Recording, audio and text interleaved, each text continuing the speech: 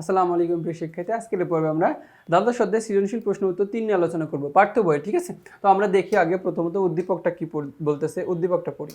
3 নম্বর প্রশ্নটা, যে জাহিদ নিউ মার্কেটে ঈদের শার্ট কিনতে যায়। কি, জাহিদ নিউ মার্কেটে ঈদের শার্ট কিনতে যায়, শার্টের দাম দিতে গিয়ে অনেক শার্টের গায়ে লেখা দামের চেয়ে বেশি দাম দিতে হয়।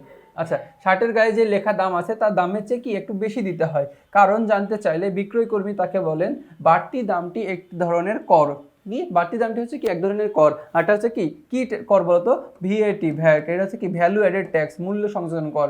জাহিদের বাবা একজন সরকারি চাকরিজীবী। জাহিদ বাসায় এসে সব ঘটনা বাবাকে বর্ণনা করলেন। বাবা বললেন তিনিও সরকারকে কি কর দেন। এখন সম্পূরক শুল্ক কাকে বলে? দেখো, সম্পূরক শুল্ক কাকে বলে।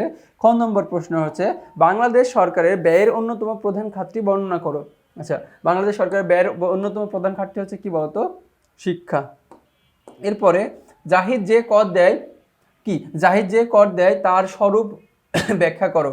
বলতেছে জাহিদের বাবা যে কর দেয় তা সরকারের আয়ের একটি কি গুরুত্বপূর্ণ উৎস বিশ্লেষণ করো। এটা হচ্ছে কি ঘ নম্বর প্রশ্ন। এখন ক নম্বর প্রশ্নটা একটু আমরা দেখি, যে সম্পূরক শুল্ক বলতে কি বোঝায়। বলতেছে অনেক দ্রব্য সামগ্রীর উপর আমদানি শুল্ক বা আবগারি শুল্ক বা ভ্যাট আরোপের পরেও, কি অনেক দ্রব্য সামগ্রীর উপর দেখো মূলত প্রথমত আমদানি শুল্ক আরোপ করা হয়, তারপরে বা আবগারি শুল্ক আরোপ করা হয়, বা ভ্যাট আরোপের পরেও অতিরিক্ত যে শুল্ক আরোপ করা হয় তাকে সম্পূরক শুল্ক বলে।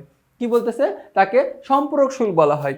এরপরে বলতেছে বাংলাদেশ সরকারের ব্যয়ের একটি গুরুত্বপূর্ণ খাত বিশ্লেষণ করো। আচ্ছা, এখানে সবচেয়ে গুরুত্বপূর্ণ বলতেছে, এখানে হচ্ছে মূলত প্রতিরক্ষা। বাংলাদেশ সরকারের ব্যয়ের অন্যতম প্রধান খাত, প্রধান খাতে বলতেছে সেটা হলো কি প্রতিরক্ষা খাত। কি প্রতিরক্ষা খাত, দেখো প্রতিরক্ষা খাতে বাংলাদেশ সরকার সবচেয়ে কি বিপুল পরিমাণ টাকা কি করে থাকে, ব্যয় করে থাকে। প্রতিরক্ষা বাংলাদেশ সরকারি ব্যয়ের অন্যতম প্রধান খাত। প্রতিরক্ষা বাহিনীর কর্মকর্তা কর্মচারীদের বেতন ভাতা ও অন্যান্য সুযোগ সুবিধা প্রদানের জন্য খরচ, যুদ্ধের অস্ত্রশস্ত্র সরঞ্জাম ইত্যাদি বাবদ বাংলাদেশ সরকার প্রচুর অর্থ ব্যয় করে থাকে। প্রতি বছর কি প্রচুর পরিমাণ অর্থ কি করে থাকে, ব্যয় করে থাকে। এরপর গ নম্বর প্রশ্নটা আমরা দেখলাম, যে গ নম্বর প্রশ্নটা কি বলতেছে একটু দেখো।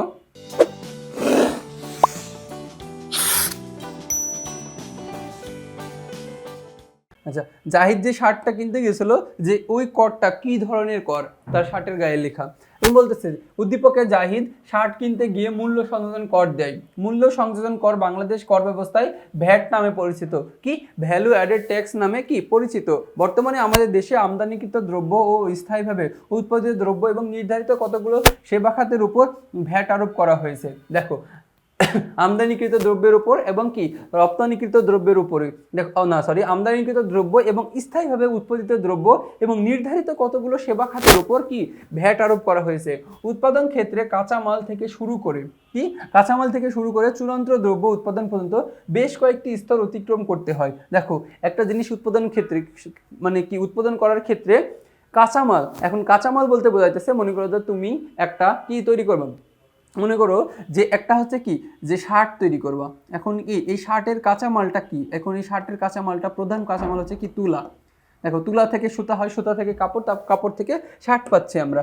এখন তাহলে কি কাপড়কে আমরা তুলা কি তুলাকে বলতেছে কি কাঁচামাল। এখন কাঁচামাল থেকে শুরু করে চূড়ান্ত দ্রব্য পর্যন্ত বেশ কয়েকটি স্তর কি করতে হয়, অতিক্রম করতে হয়।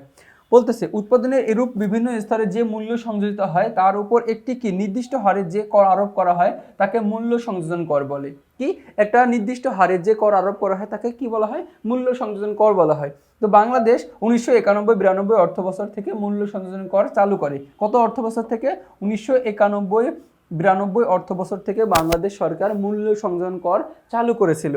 মূল্য সংযোজন করই বাংলাদেশের কর ব্যবস্থায় কি ভ্যাট বা ভ্যালু অ্যাডেড ট্যাক্স নামে কি পরিচিত। এরপর বলতেছে যে উদ্দীপকের জাহিদ নিউ মার্কেটে ঈদের শার্ট কিনতে যায়। শার্টের দাম দিতে গিয়ে অনেক শার্টের গায়ে লেখা দামের চেয়ে বাড়তি টাকা দিতে হয়। কারণ জানতে চাইলে বিক্রয়কর্মী তাকে বলেন যে বাড়তি টাকাটি এক ধরনের কর। বস্তুত এ ধরনের করকে ভ্যাট বা মূল্য সংযোজন কর বলা হয়ে থাকে। ঠিক আছে, এরপরে ঘ নম্বর প্রশ্নটা বলেছিল যে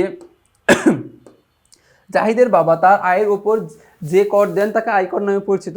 আর আয়কর সরকারের আয়ের একটি গুরুত্বপূর্ণ উৎস। কি আয়কর বাংলাদেশ সরকারের আয়ের একটি গুরুত্বপূর্ণ উৎস।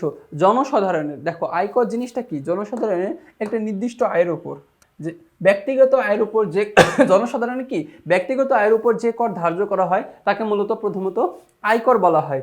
বাংলাদেশে যাদের আয় একটি নির্দিষ্ট সীমার ঊর্ধ্বে, কত নির্দিষ্ট সীমার ঊর্ধ্বে, এখন নির্দিষ্ট সীমা বলতে কত বোঝাইতেছে এটা কি বাংলাদেশ সরকার জানেন, তাদের নিকট থেকে প্রগতিশীল হারে আয়কর আদায় করা হয়। এই হিসাবে শুধু সরকারি চাকরিজীবী নন বরং বেসরকারি এবং স্বায়ত্তশাসিত প্রতিষ্ঠানে কর্মরত কর্মকর্তাদের আয়ের ওপর আয়কর দিতে হয়। তাছাড়া অন্য অবস্থা সম্পন্ন ব্যক্তিবর্গ যাদের আয় নির্দিষ্ট সীমার ঊর্ধ্বে তারাও আয়কর প্রদান করেন।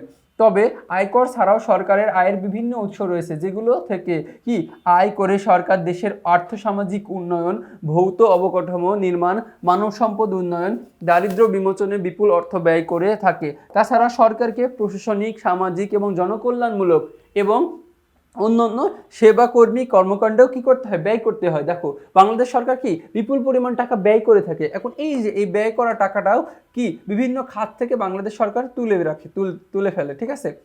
এখন বলতেছেন উদ্দীপকে জাহিদের বাবা একজন সরকারি চাকরিজীবী, এ হিসেবে তিনি সরকারকে কর প্রদান করেন। আয়ের উপর যে কর প্রদান করা হয় তাকে আয়কর বলা হয়। অতএব বলা যায় জাহিদের বাবা যে কর দেন তা হলো আয়কর, আর আয়কর বাংলাদেশ সরকারের আয়ের একটি গুরুত্বপূর্ণ উৎস, ঠিক আছে। তো এরই মাধ্যমে আমরা এই অধ্যায়ের সৃজনশীল 3 নম্বর সৃজনশীলটা শেষ করলাম। তো পরবর্তী তোমাদের সাথে আবার দেখা হবে। ততক্ষণ পর্যন্ত তোমরা সুস্থ থেকো, ভালো থেকো। আসসালামু আলাইকুম।